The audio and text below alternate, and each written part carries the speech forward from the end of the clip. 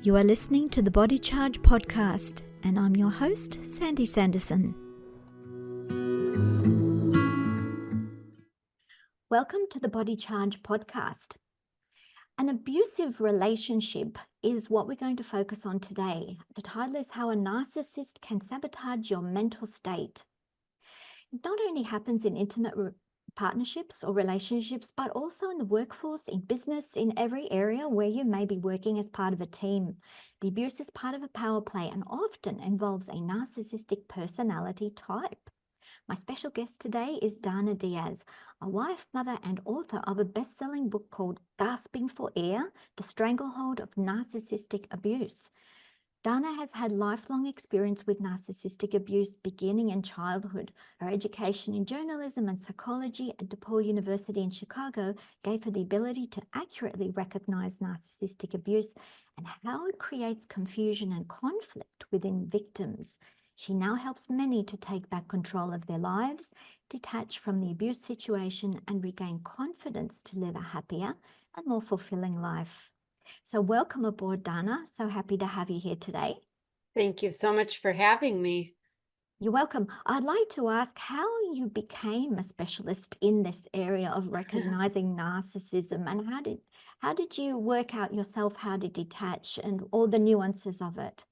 Well, unfortunately, it was just life experience. I was born to a mother that didn't want me to begin with, and definitely exhibited a lot of narcissistic traits. But she married the king of all narcissists, and my stepfather was physically and verbally abusive. But I saw firsthand, my whole childhood, how a narcissist operates, and became very wise in their ways. And unfortunately, I left their house thinking that I would never allow anybody to treat me like that again. And I would never fall prey to an abusive person in any aspect of my life. And at 19, what did I do? I walked right into the web of another narcissist, only he was a little more unassuming. But it was still pretty awful. Was with him for 25 years. We got married, we had a child, and in the end, unfortunately, he wanted to kill me. So I learned a lot in the first 45 years of my life, but I also learned how to break free. And unfortunately, you almost have to learn how to manipulate your way to survive through the process. But it's much nicer on the other side. And so I hope to serve as an example that you can escape it and you can prevent it, if you're just more aware and even more aware of who you are as a person. I guess that's everyone's lifelong journey, isn't it? We're here Yeah. playing this virtual reality game, learning about who we are in relation to others. And didn't you find that all your experiences with other people actually give you some kind of reflection of clarity, more about who you are? Because it's always comparing, it's always in relation to someone else. It's like, well, I wouldn't do that. And I think that's how innocent people fall into these traps, because they can't see the sleight of hand, they can't see the illusion or the delusion of it, they can't see that there's something beneath the surface that they're not seeing, and they get caught because they themselves wouldn't do those things. Would you say that's a fair analysis? I think that's very accurate because we so often, and we all do it, we look at things from our frame of mind, and we're all so complex. Our childhoods, our geographical, tendencies and social norms in this place versus that place, or, there's so many things that affect who we are and how we view the world, that one person's experience, even in the same situation, might be completely different than another's. So it's hard to really, judge another person and how, you could say, oh, if my spouse was unfaithful, I'd leave them. Well, guess what? Some of us don't. And you'd be surprised how many don't. You'd be surprised how many, stay beyond that. And, oh, well, if my spouse, abused me in this way or did that, I would leave. Well, and when you're a child, when it's a childhood abuse situation, children can't just walk out, No. so they're stuck. They don't have a choice. Or maybe like in my case, my mother didn't believe me when I told her that her husband was abusing me. So then what? Who's there to protect me? Who's there to turn to? So yeah, absolutely. Our life perspective absolutely shapes how we see things and how we see other people. Because even, referring back to my childhood, my mother and stepfather had their own child eventually, and he thinks he has the best parents in the world. I had a very, very different experience with the same people. But even in their perspective, I was a different child. I was the one that wasn't wanted. He was. So it's all how you look at things. Yes, wow. So a lot does go back to the attitude of the parents, isn't it? We see that a Yes. lot in mixed family situations where the two divorcees get together. Hmm. It's like the Brady Bunch family. Remember the Yeah. old show? Not quite Yes. that nice. There's always the preferred ones that Yes. they're the preferred offspring, and Yep. The there's always a golden child. tension. I think there's always a tension there, and that has to be compensated for, and it's kind of like a background stress all the time, isn't it? Yeah, it is. And, that's definitely like my brother and I was definitely the scapegoat child. I was blamed for everything and anything, even if I had nothing to do with it. And he was the golden child that could do no wrong. But again, it's how we were viewed by our parents, and therefore they treated us as they viewed us, but even from a narcissistic perspective, I mean, it's the same concept. A narcissist is going to treat you how they view you, but they also want to manipulate you. So if they want something, they'll be nice to you, and they know how to play you and push your buttons to get you to do what they want you to do. And when they don't approve of something, or if you, God forbid, challenge them or see them, for who they truly are, then, well, you're going to suffer the consequences of being that smart. It's kind of like living with a dictator, and they just Well, harbor lust for power.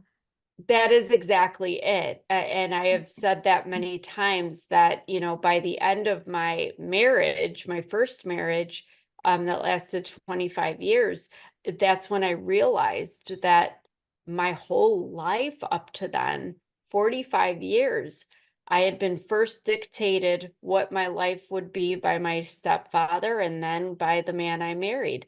Everything was dictated: what I could do for work, the lipstick I could wear or not wear, what I could eat or not eat, what I should, I mean, everything, Mi- everything, what music I could Micromanaged. listen to, micromanaged to an extreme. But they have to do this because they have to keep you very closely controlled, because as long as they have their hooks in you, so to speak, and can control you, then you don't have outside influence. You don't have other people strengthening you or supporting you, or giving you ideas of leaving. You don't have a job where you have financial freedom to be able to leave and feel good about being on your own. You don't have joy and success and the sense of achievement or your sense of self. They basically strip you of who you are. They don't want you Self-confidence. to feel any kind of identity, because if you have an identity, then you're not theirs. And at the end of the day, you are their possession. You Like, are you are theirs to control. So they have to like demean you, insult you, diminish every part of your being I was so going to that say you are it's at their whim. I was going to say it's like a pet, but it's actually worse than a pet. We treat our pets much better. Yeah, you probably do. Although it felt like in my marriage, especially, I constantly refer every symbolism I make about it is it felt like being a dog with Yep. a leash. I Yes. was on a Tight leash. retractable leash. I was held close. Even there were things that he would do to keep me in line, by intimidating or causing me fear. That felt like having a shock collar. Like I knew if I stepped across that boundary, There was a consequence, so I didn't step across that boundary. Whereas people looking in from the outside see it as, oh, you're being submissive, or you're not strong enough, you're weak. It's not that at all. You're just scared. A prisoner with a Yes, shock collar. absolutely. Yeah, that's a good Yes, analogy. Yeah, so how does it reminds me of a cult. You know how they cut off out other yes, family relationships or friends, you kind of anyone outside the cult, and everyone has to yes. toe the line and think the same way and wear the same clothes, or whatever the Yep. rules are, the cult rules. So it's like a mini cult in that family environment, isn't it? It really is. It's funny that I've never thought about it that way, but what you said is exactly right, because one of the first things most narcissists will do is isolate you.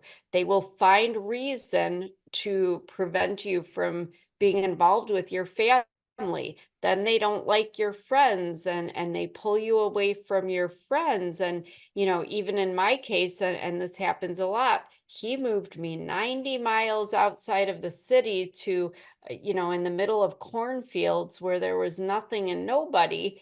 So there wasn't even anybody to interact with if I wanted to. And it was too far to drive to see anybody. So they have to keep you, they want you to rely just on them. But the biggest thing is they have to be your only influence. And it goes back to that control, because for them to control you, you cannot be influenced by other people.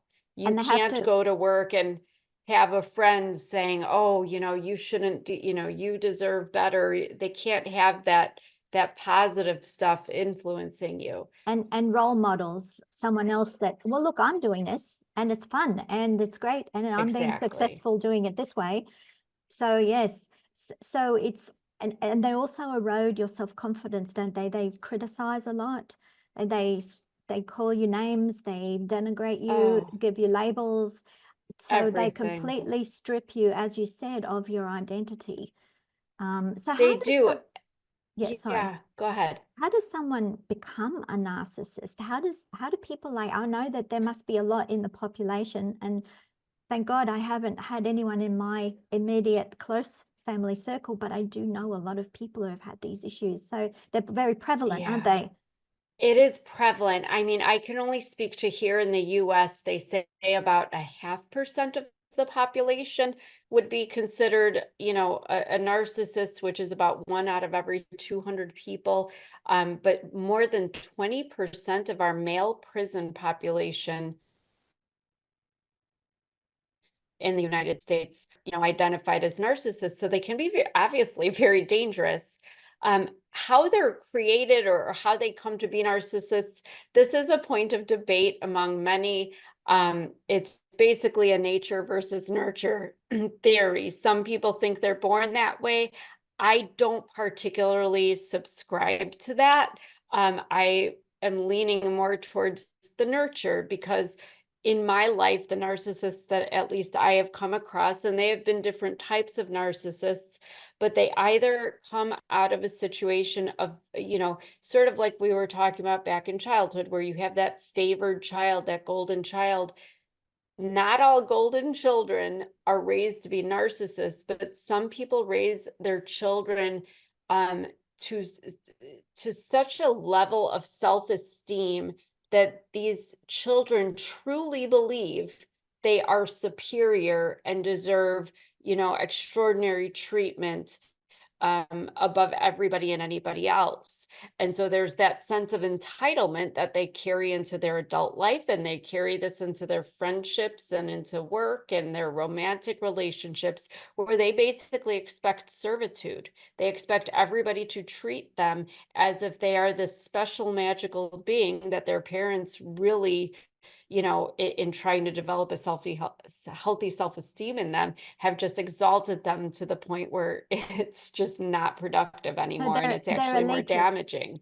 They're elitist. Exactly. And But then because on the other, yeah, on the other hand, then there's, parents that maybe it was the scapegoat child, or a child that felt like less than the favored children, that maybe felt neglected in some way. perhaps they were abused or neglected, and maybe like my ex-husband, they weren't, but felt like they were. They felt like they were treated like less, and so they seek to fulfill their ego and to feel more important than what they really are, and to get admiration and praise in manipulative ways. So that's my theory, and I've even heard, silly things like they're aliens and I don't know about any of that, but I think it does come down to nature versus nurture. I just haven't seen anything that really supports the nature theory. It seems to me that to be like that, you'd have to have a complete lack of empathy, or the shutting off or putting up a firewall against feeling what someone else must feel like in the reverse, on the receiving end.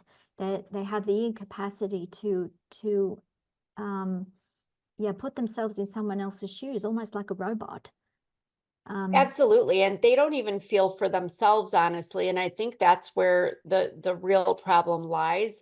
I have seen that it comes from a deep-seated insecurity, that they they don't feel very good about themselves, so they need other people to reflect back to them the person that they want to be or that they wish they could be.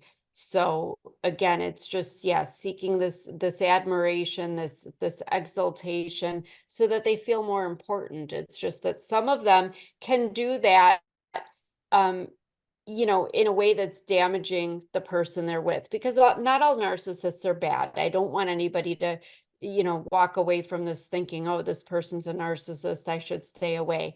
I always liken it to tumors. You can have a benign tumor that's there. These are the people on social media taking pictures of their fabulous bodies and their pretty faces, and they really do look as good as they think they do. But they're not hateful, they're not harming anybody. It might annoy you a little bit, but they're just there.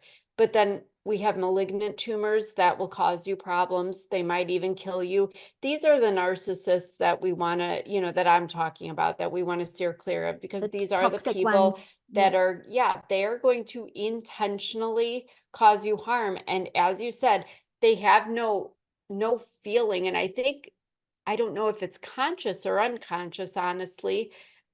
They have a hard time feeling anything less than whatever they feel is the standard, because even in my previous marriage, is awful, I mean, we had domestic violence and everything, there were multiple abuses going on. But for example, if I responded to something that he said or did by crying because I was reasonably upset and hurt, he would get angrier because he would see the consequence of his actions, and it would make him mad at himself for having caused it. But then he'd Right. take the anger out on me again because he couldn't take accountability for it. So it would be my fault. Stop Yes. crying. You're making me feel this way. You did. So they Yep. have a way of turning things around so that they don't It's have to always your fault. accept. Yes, Yes, they don't take responsibility. And this to me seems like a delusion. They're living in their own yes, fantasy world. And when you confront them with something different to their delusion, that's what causes cognitive dissonance, that they get yes, angry because it doesn't match up with their delusion uh, exactly. of obedience or whatever you should be doing. Exactly. And they're very good at creating this delusion. I mean, we call this gaslighting when they try to make you subscribe to their version of reality. But, this is where, as a victim, you are starting to question, their motives, their intentions. Are they telling the truth? Are they, I mean, you don't even know, but they're also creating this narrative, and they're very good at convincing other people, And of, even you know convincing the victims, because surely you yes, must, without bouncing off other people or seeing how other people live in this controlled environment, you must be getting to a stage where you doubt your own mental you do. health. Well, because every time, I mean, for me, I can speak to that. Every time, I mean, he would say something, and then if I brought it up again, or if it was something I felt I wanted to address because I was feeling bold and like I wanted to try to, resolve this, I didn't say that, or you mistook that, or I was joking. He would negate it in some way that would make me question, did I mishear him? Did I misjudge that? Did I take it wrong? Or like my mother would, her go-to was, you're so sensitive. You're taking it so it's because you're emotional. So yeah, when you're constantly hearing this, you're questioning it, which is why I started writing things down, because I needed to know what was what. But I mean, a perfect example of this in my former marriage was that, they always tell their victim, you're crazy, you're crazy. Well, my ex would tell me, you're bipolar. You're bipolar. He would tell other people I was bipolar. He had me so convinced I had bipolar disorder that I went to a psychiatrist thinking, if I really do have this, I would like, I'm self-aware and Want I to have a fix it. child I'm raising. Mm. I need to take accountability for this and get myself better. And I answered all the questions correctly to the psychiatrist and went back home with 2 medications for bipolar disorder that I was on for 17 I years. thought you were going to And say he didn't find it. no, I answered all his questions correctly because I was telling him what my ex-husband was, well, he was my then husband, but, do you tend to do this? Well, my husband says, what about this? My husband says, do you Well, ever feel this?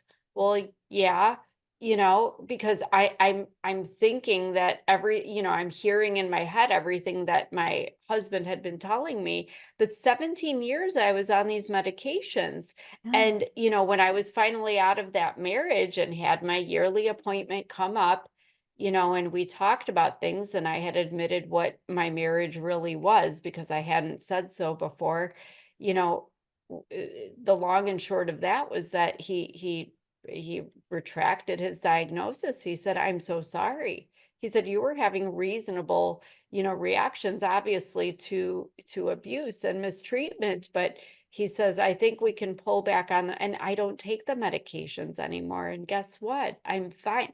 It's sad to me. I think when people say, how could you have stayed so long? I feel like being on mood stabilizers, where I was numbed to feeling too much about much of anything that was happening. Numbed and dumbed. Yeah. Yeah, basically helped Just me sustain the relationship that long, helped you be a prisoner for longer. pretty much. So how did you eventually break free? What is the recipe or the things that people can do if they start to recognize or suspect that they could be in this, or perhaps people do realize, but they can't get out of it because they're so afraid that stepping out of that is the worst bad. Yes, and that's the thing, it's sort of like an addict, you can't tell somebody who's addicted to drugs or alcohol or whatever it is, you're not going to say something, or, their children are not, they have to make that decision for themselves, because too often we feel this person has made us feel, as at least in the romantic realm of narcissism, the person has made us feel that we can't make it without them. We are incompetent, we are incapable, we are, we're delirious, we're everything, and we cannot be without them. So, what happened with me was basically a deal breaker happened. We all have a deal breaker in any relationship. I couldn't have even told you what mine was, because what the deal breakers should have been had all happened, including attempts on my life. That should be a deal breaker in a relationship.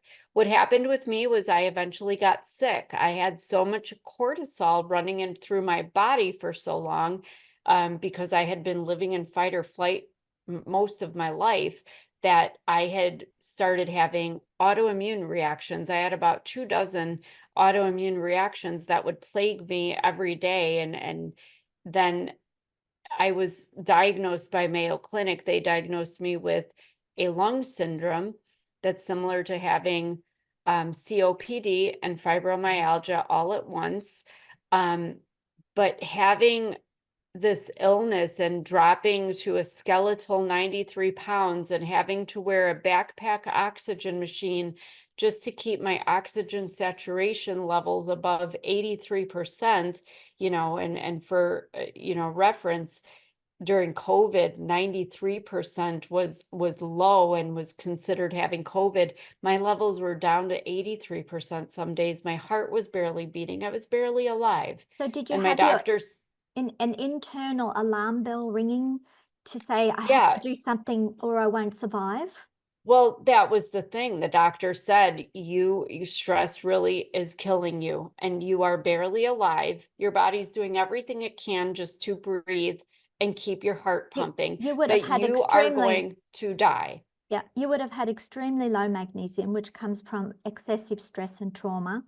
And that Yes. then causes a cascade of other illnesses because it's the most important mineral electrolyte for body electricity, energy. So you would have had extreme fatigue, Yes. emotional upsets. So when you're low in Yes. magnesium, little things become big things. You can't deal with the stress very well. The lower the magnesium Yes. gets, the less resilient you become. And so the more likely people are to be put on medications, which then cause another cascade of side effects. So we go into a downward spiral. Right. I was fortunate that my neurologist actually told me, because I was not a fan. The heart doctor wants to give me this, the gastroenterologist. I didn't want to be on all these other things that cause their problems. I was led towards functional medicine.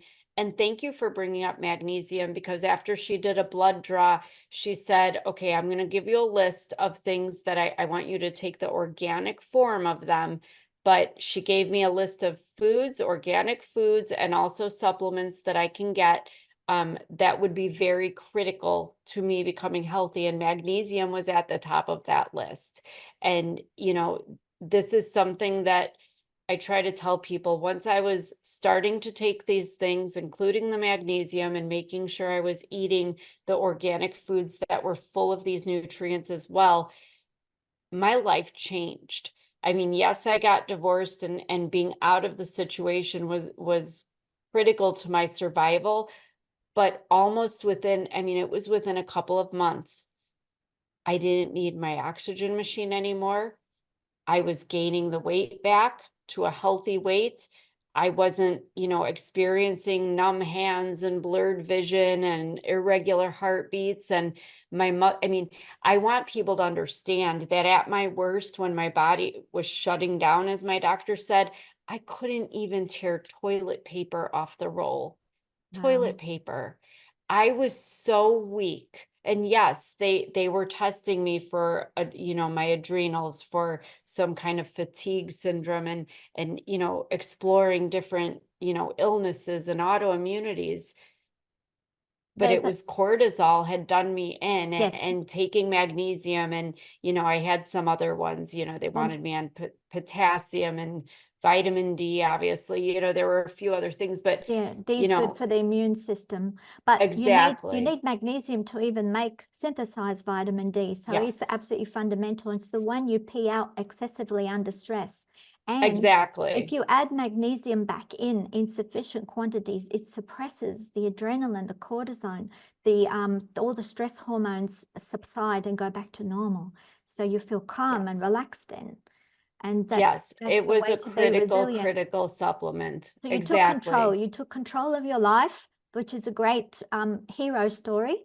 I love Yes. it. I love it. When all is lost, you pulled that inner spirit out and you stood up in your own space, in your own spirit, and Yes. said, I'm going to do this and I'm going to rise up and I'm not going to let someone do this to me ever again. Did you feel like you were strengthened by just the idea of it?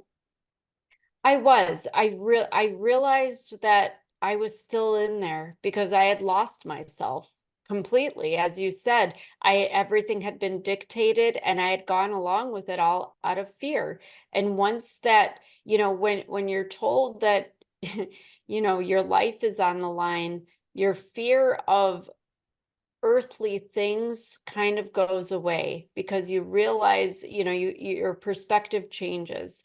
And I wasn't going to let my life end because of, these terrible people, because they had their own unhealed trauma that they burdened me with, and that Yep. they, felt certain ways about themselves that they wanted to then make me feel, so they could step on me to Yep. feel like they were better. That's I was exactly worthy, it. and yeah, Yeah, and I was worthy, and I realized that, it started with having enough respect for myself to get myself healthy again, but then that was a loving gesture to myself, to say, you know what, maybe my mother and stepfather don't think that I was ever meant to be in this world. They have said as much. Maybe my ex thinks so little of me that he wants my life to end.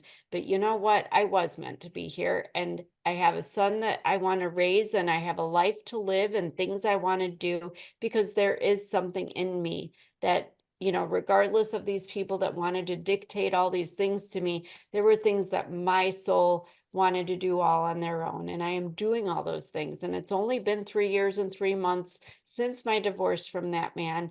And I can tell you honestly, everything I have ever wanted has happened in that short time, because I am living life unapologetically now. because you're giving love to yourself, Yes. and in that process you don't accept to carry other people's baggage. So these are other people's sins, and the Yes. consequences other people have to take, like the narcissists. They carry a big baggage and they just want to offload it to others because it's the easy way out, and it's not fair. They need to be responsible and make up for their sins and say I'm sorry and make amends and do all those things that should be done on a spiritual level. I was going to just say before we finish that all your symptoms also can be accounted for what they call sick heart syndrome, when you're extremely sad inside, just Yes. sad, emotionally sad all the time, and so your heart starts to malfunction. It's can very connected with magnesium deficiency, but it's just another level of stress that is part of that decline in health. And we need to recognize that on an internal level and go, okay, I need to change something, or I'm not going to be able to be in this life. And that's it. That's a decision everyone has to make. So Exactly. very quickly before we finish, how can people connect with you or find your book? What do they have to do? Absolutely. Go to my website, danasdiaz.com. It's DANASDIAZ.